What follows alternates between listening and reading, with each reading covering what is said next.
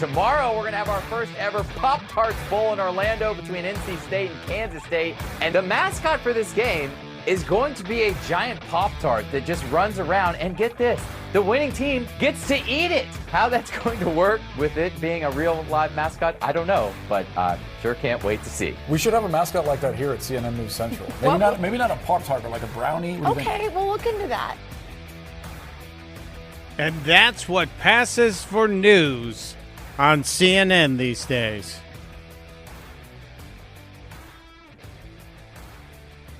Oh, boy. Welcome to it. Welcome to Thursday on the Chris Plant Show. Mike Opelka is sitting in for my buddy Chris Plant today.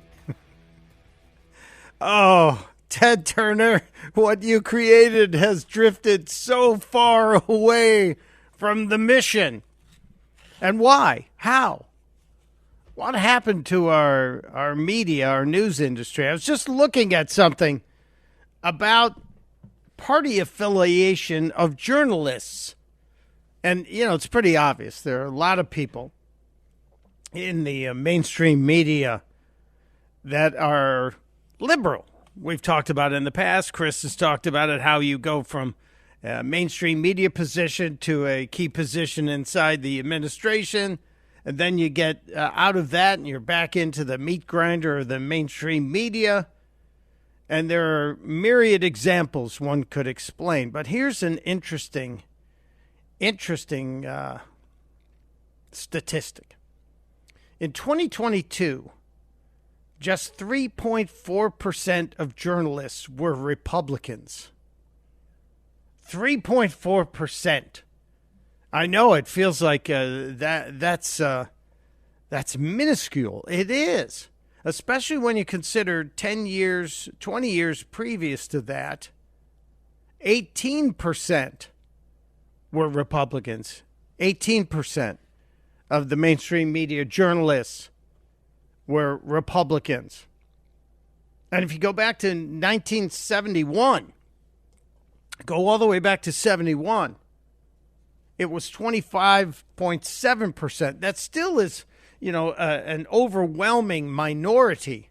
The majority being left or independent, probably left. And you wonder why the media is the way it is today. Just amazing. Amazing that 3.4% of journalists are Republicans today.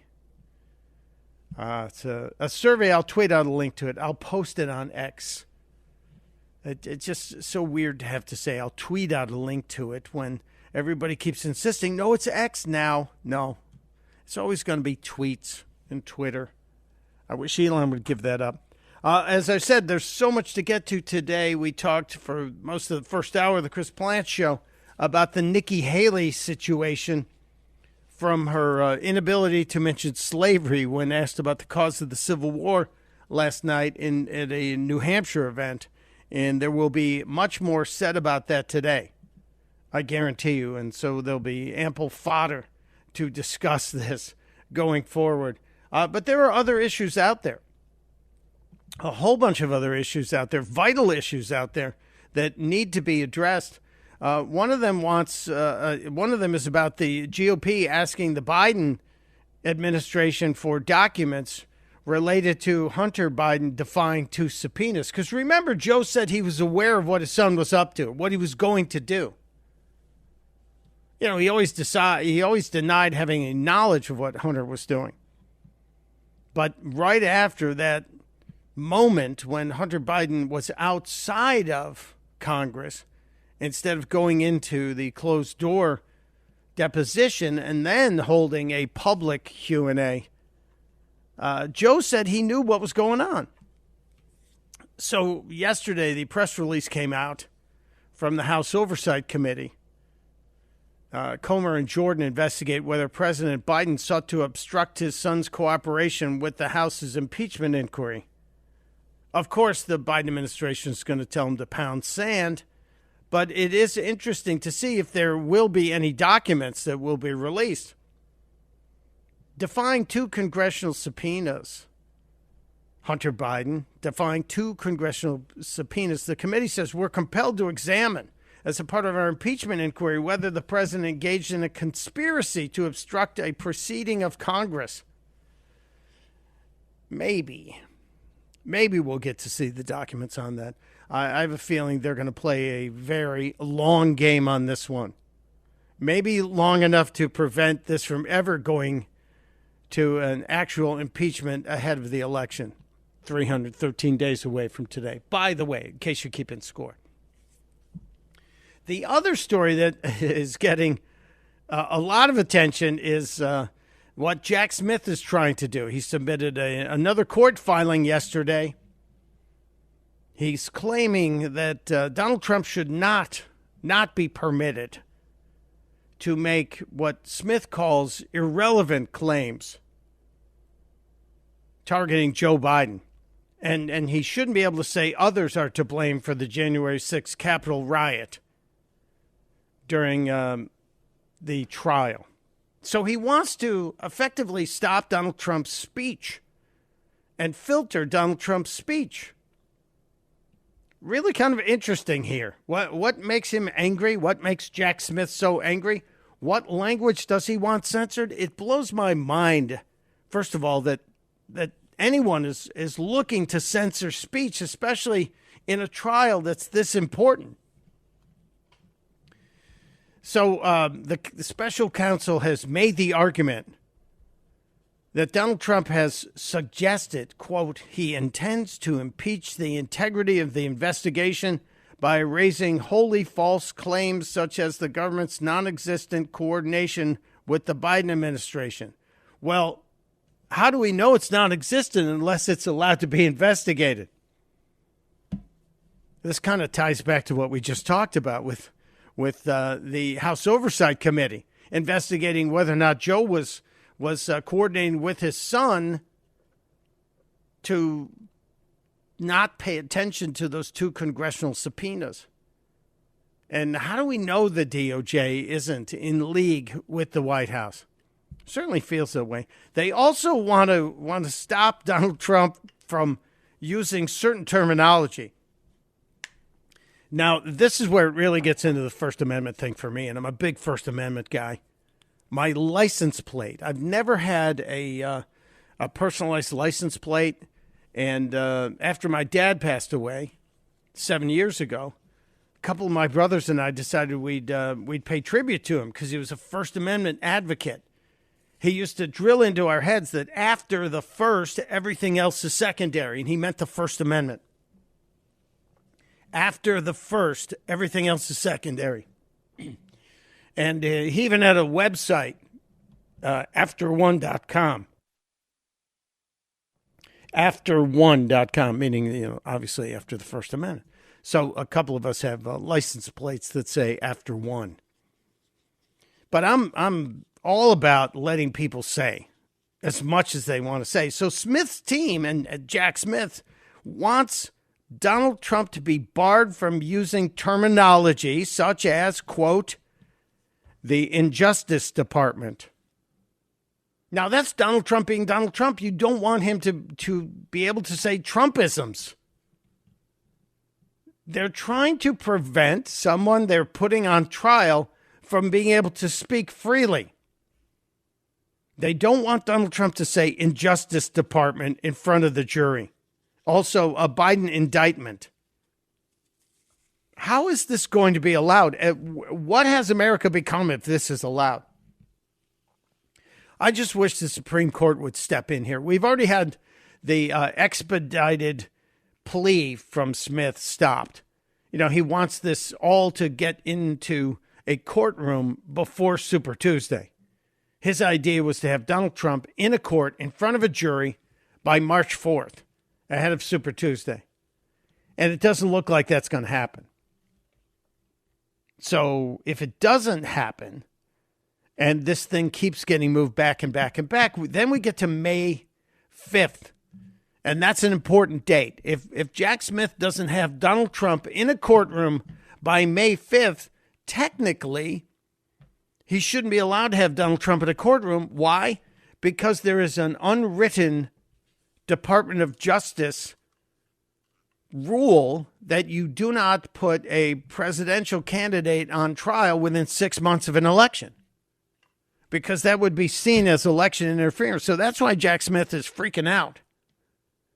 And that's why all of these latest wins for the Trump team are threatening Jack Smith, and the coordinated, what I believe to be coordinated prosecution of Donald Trump and persecution of Donald Trump are at risk.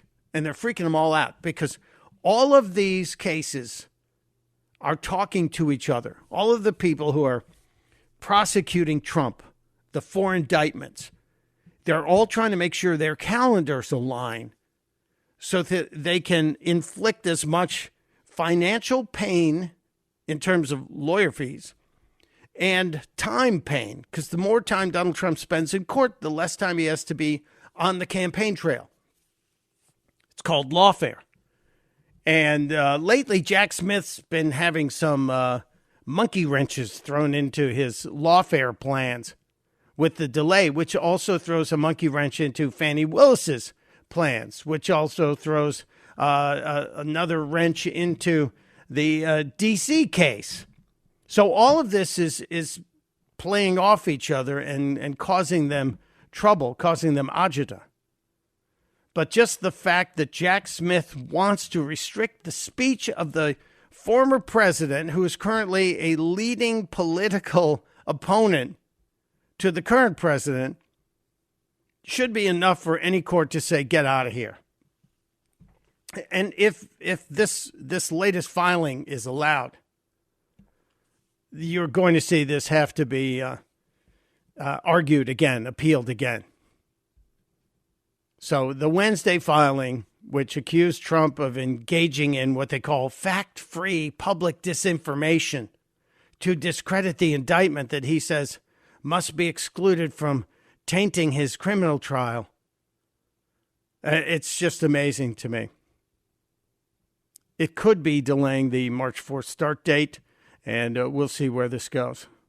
The special counsel, Jack Smith, also arguing Trump should be prohibited from arguing that he personally tricked foreign disinformation about the election. Personally tricked? Or that foreign disinformation campaigns led to the January 6th riot. So now you're not allowed to present your argument? We really are falling into Soviet territory here, aren't we? And I think the closer this gets to March 4th, the weirder these filings are going to be. So keep watching. Keep watching. The other one, and this is maybe the biggest one of all. If you've ever heard Kash Patel, who worked in the Justice Department, who worked closely with Donald Trump, still does. Kash Patel was one of the people who pressed Donald Trump to authorize 20,000 troops available to protect the Capitol on January 6th. Kash Patel has the paperwork that Trump signed that shows Donald Trump authorized 20,000 troops to protect the Capitol. Jack Smith doesn't want Donald Trump to be allowed to bring that up because that would prove that Nancy Pelosi and D.C. Mayor Muriel Bowser failed to protect the Capitol. Smith's reasoning: a bank robber cannot defend himself by blaming the bank's security guard for failing to stop him. It's laughable. And yet it continues. They're going to get desperate, more desperate than they are today. You want to join the conversation? Of course, you're always welcome here. 888-630-9625. Mike Opelka in for Chris Plant on The Chris Plant Show. Hey, it's Chris Plant, excited to tell you about our July 2024 Listener Sea Cruise. We'll be sailing around the British Isles, visiting Scotland and Ireland. Please join us. Visit ChrisPlantCruise.com.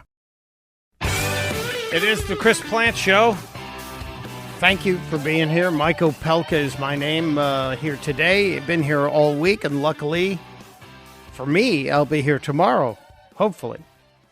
We've been talking about many subjects today. Early in the show, we talked a lot about the Nikki Haley gaffe. I call it a gaffe, a mistake, whatever.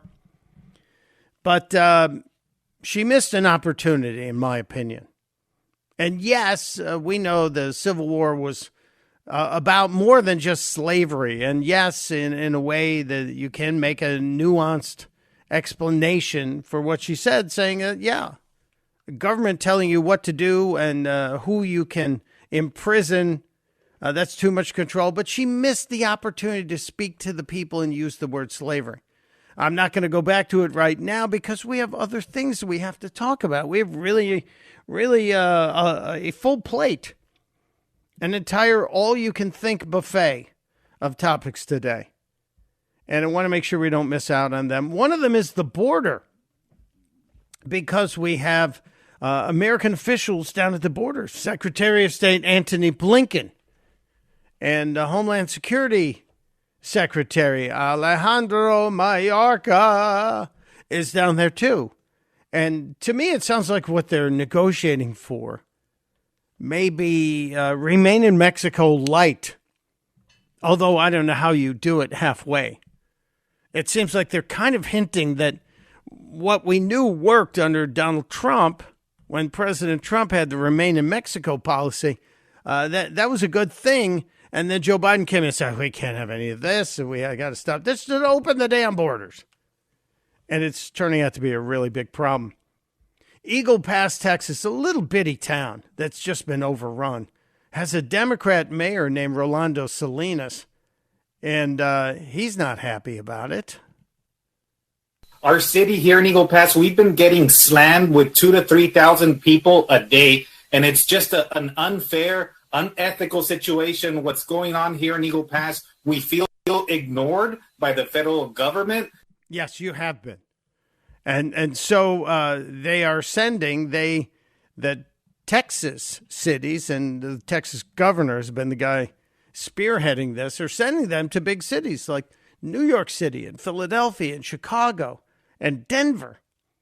All these sanctuary cities are now getting the gift of thousands of people coming here just because they want to be part of the great American dream. They just don't want to do it legally and in the process that most people do. And so there has been a backlash from those cities. And now there's kind of an axis of immigration that has formed with the mayor of New York and the mayor of Chicago and the mayor of Denver joining together. And you need to hear what they're saying because some of it is kind of funny and some of it you just want to say, you guys didn't see this coming? And you also want to kind of use that line from Die Hard. Welcome to the party, pal. Every city on the border that's been overrun is saying, now you know what it feels like. Although it's not even close to the scale they felt on the border. We'll get into that because there's a big update on the border. Plus a lot more craziness out of the mouths of Democrats. Mike Opelka in for Chris Plant on The Chris Plant Show.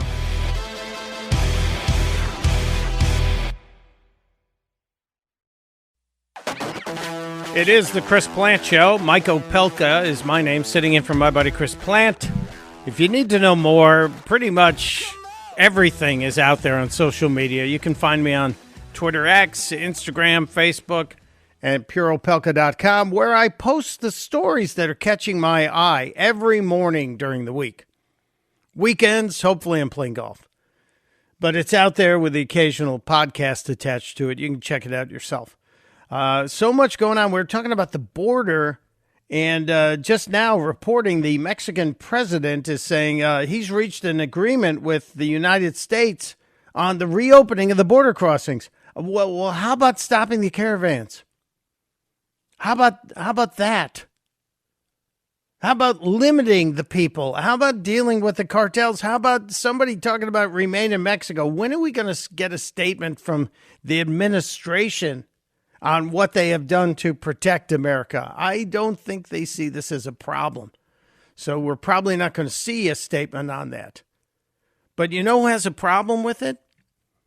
All the people who are now experiencing it. And we are seeing the experience in places like, New York City's had it for a couple of months now. And as I mentioned earlier in the week, right now, Right now, New York City's public schools reportedly have 50% of the new students who don't speak English as a primary language. And that means you have to hire people who can speak whatever language they speak in order to teach them. That's got to be very costly. And New York City has had to cancel some police academy classes. And they're already woefully short of law enforcement officers on the streets as we witness some of the crimes that are happening now. The stabbing of the two tourists who were here, and this crazy man who should have been locked up. We're starting to look at his rap sheet. We'll get into that later. This Hutcherson guy who never should have been out on the street stabbed a couple of teenagers. And this cat should have been behind bars forever and ever and ever. But staying on this migrant problem, the three mayors of New York, Chicago, and Denver got together. They had themselves a little Zoom call because now they have the axis of immigration that they put together, as I've called it.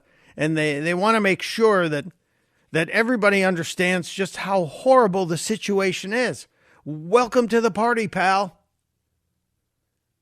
Now you're seeing what Arizona has felt. What is it, Lukeville, where they're just coming in and they're all military-aged men from all over the world. And you've got South Texas, all along the Texas border. The Rio Grande Valley completely overrun. California, New Mexico, it's a mess. But now these three mayors who've gotten a handful comparatively to the millions who've crossed into the country, and now they're having to deal with it, and they're all in this giant online Zoom call bitch session about it.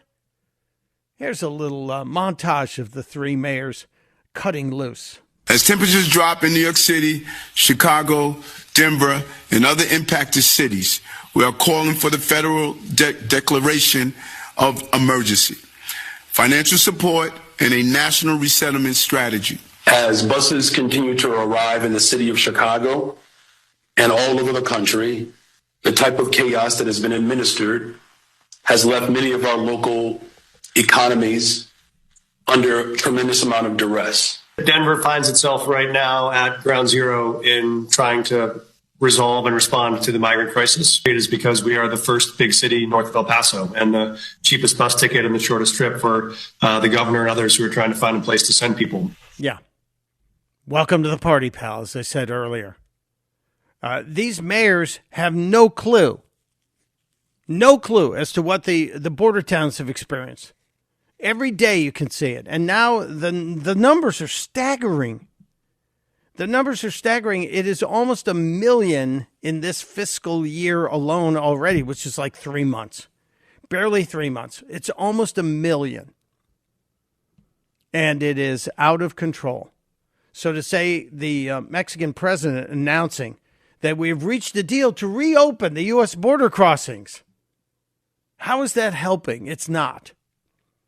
And the lie of the year may have come from Alejandro Mayorkas, who in May said that the border is closed. Make no mistake about it. Remember when Joe Biden and Kamala Harris were both saying, don't come to the U.S.? That's the message we have for all those people. They stopped saying that almost 2 years ago.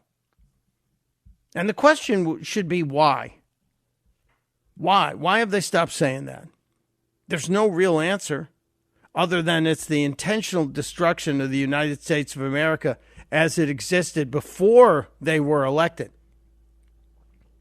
So New York, Chicago, Denver, and everybody else who's experienced the joy of all of these immigrants coming across your border, demanding asylum. You're really going to have to come up with a better excuse for the federal government to help you. I just am stunned by all of this. It's just so tone deaf that the guys don't understand how hypocritical they are. So we'll see what happens. I don't think the Biden administration cares. Joe's on the beach, after all. He's on the beach. The funny thing to me is Chicago Mayor Brandon Johnson, who has now decided he's awake on this issue.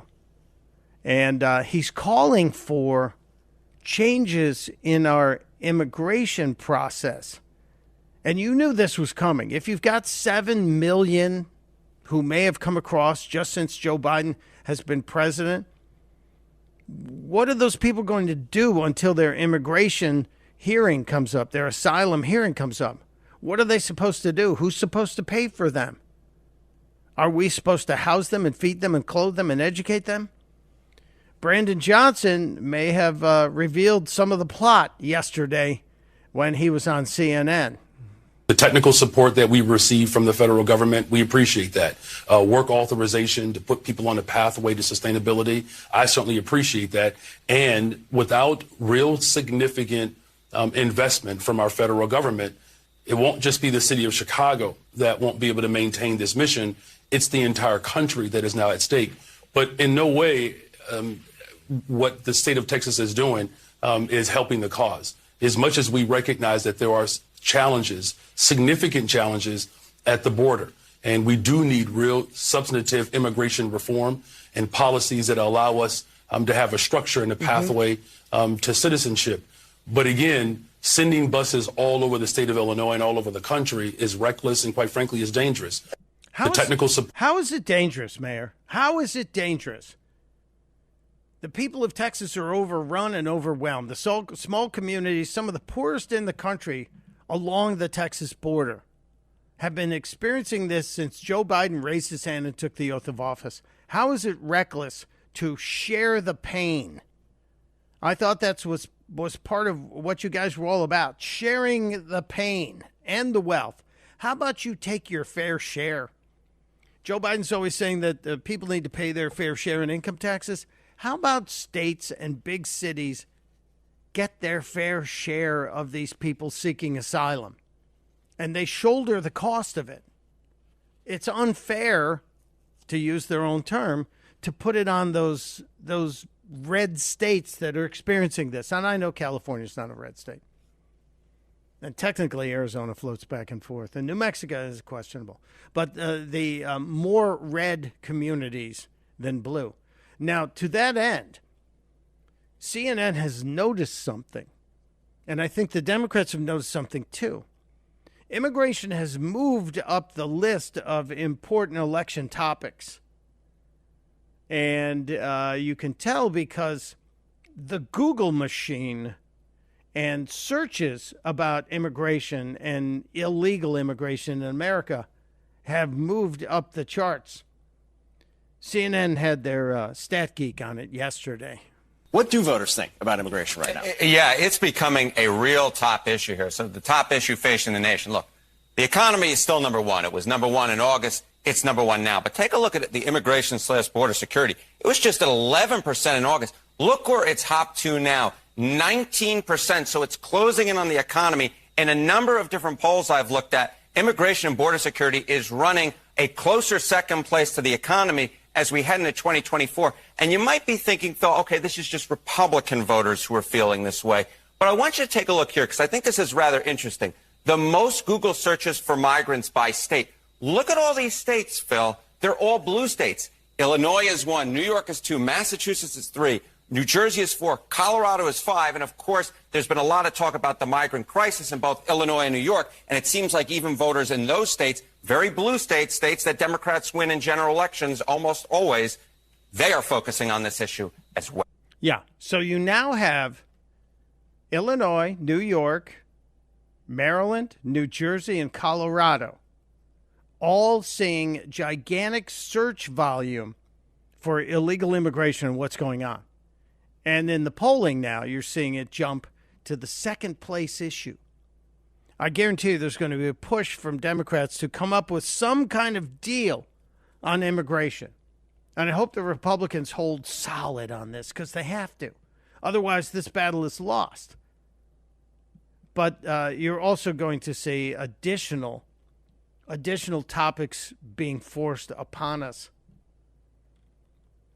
It's a hot topic. Let's take a couple of calls on this. I've been ranting on this for a while. Jim is in Gary, Indiana. I suspect listening via the great WLS out of Chicago. Hello, Jim. Welcome to the Chris Plant Show. Hello. How you doing? Great job. Happy that you're filling in. I just have one issue.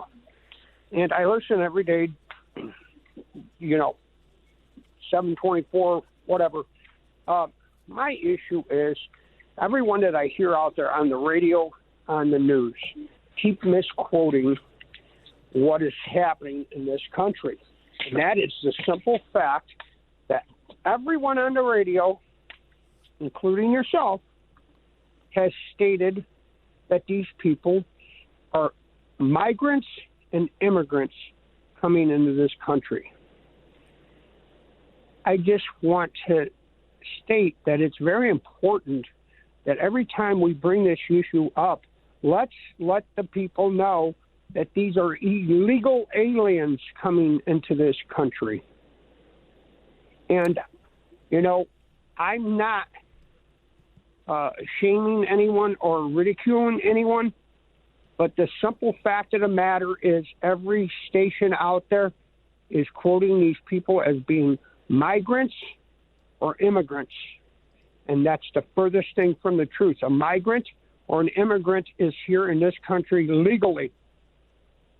Illegal aliens is what we have coming at us. They don't care to become legal. Jim, I understand. Some of them do, though, and I'm going to give a little defense because as a broadcaster, repeating something over and over again sounds monotonous. So while we cover the subject, and I view the people swarming our border as invaders, I've used that term as well. Trying to prevent monotony of language is one thing. But if they are here, if they cross the border and make an application for asylum, technically they're following the law. Now, a lot of them are gotaways. There are millions of gotaways, people who cross the border illegally. We don't know who they are and where they are. So, yeah, there are a couple different groups here. There are people who have migrated to our border and are making application for asylum. Whether or not the claim is legit or not, I guarantee you a huge majority of them are not legitimate. And there are people who violated our borders and sneaked in. They are totally illegal immigrants who are invading our country. It's just a challenge for us to make the presentation. Trust me, we're not trying to belittle anyone, and we're not trying to avoid the topic. It's a dance we have to do. But you're not wrong, sir. There are people who are here illegally. They are illegal immigrants. They have invaded our border. There are many who are here to do harm to our country. But it's a weird dance. But thank you for being there 24/7, Jim. We appreciate you. One more quick one here. Daniel in D.C. Daniel, what's your shot on this topic? Hey, Michael. Good morning.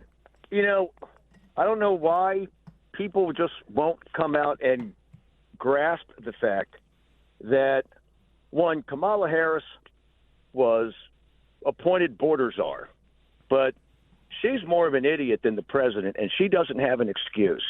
I'm not going to pick on Joe's obvious cognition deficiency because I see him making the same mistakes that my late mother did as she battled Alzheimer's. Mm-hmm. And I'm watching my older brother go through it now, and it's worse. The thing is, Obama is running the government. Obama, we'll see far away, because there's a reason. Not that it's illegal, and not that he doesn't have the right to live wherever he wants, but no other president stayed in this city after their terms were over. They were like, what have I done to my life? Let me get the hell away from here. And they left D.C. He has to stay in D.C. because now his vice president of 8 years, who he even stated, never underestimate the power of Joe Biden to F things up. He has to make sure he doesn't F them up so bad that Obama finds himself selling with them. But see, the thing is, they won't put Joe in jail, nor will they try him, because he doesn't have the mental capacity to defend himself. And the immigration problem, everyone's looking at the southern border. We're not looking at the northern border, and that's way longer. Well, they both have issues. The northern border, not as large in numbers, but excellent points made, Daniel. Excellent point, sir. Thank you. Mike Opelka in for Chris Plant on The Chris Plant Show.